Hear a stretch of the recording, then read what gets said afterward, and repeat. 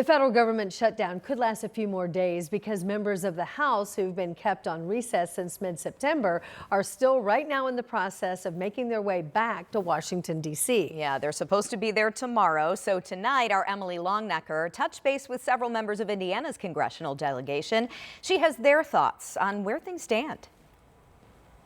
This week, House members could vote on legislation to reopen the government, a vote the Senate took Sunday. In a vote of 60-40, just enough moderate Democrats joined Senate Republicans to pass the funding bill. The bill's passage broke a stalemate in what's now become the longest government shutdown in history. 42 days. During that time, federal food aid has been delayed. Delays at airports across the country have worsened, and hundreds of thousands of federal workers have not been paid. Following the vote, Indiana Republican Senator Todd Young issued a statement which said in part, quote, "I urge my colleagues in the House to pass this bill and get it to President Trump's desk to be signed into law. It's time to get back to work on all of the important issues facing our country." The bill voted on by the Senate extends funding for most federal agencies until January 30th, but it does not include an extension of certain health care subsidies tied to the Affordable Care Act, which are set to expire on December 31st. This expiration is expected to cause significant premium increases for many who get their health insurance through the ACA, something Indiana Democratic Congressman Andre Carson addressed in this post on X Monday.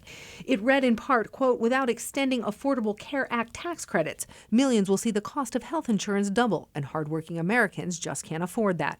In his post, Carson said he would not vote for a government funding measure that, in his words, quote, "doesn't protect health care."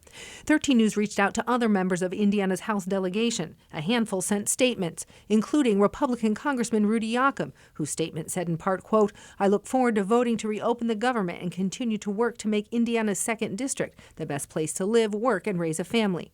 In her statement, Republican Congresswoman Victoria Spartz said in part, quote, "We need to open the government, pay our military, and provide essential services. This CR doesn't increase spending or set us up for a Christmas omnibus, so I will support it." Congressman Jefferson Shreve also issued a statement, part of which said, quote, "I'm encouraged to see bipartisan movement to get things back on track.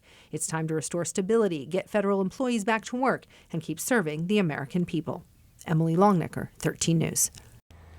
And want to remind you can catch a new episode of our political show, Crossroads Politics. It is streaming on WTHR Plus Sunday mornings at 10. And this week we're following the government shutdown as a potential deal draws closer. We also are talking redistricting.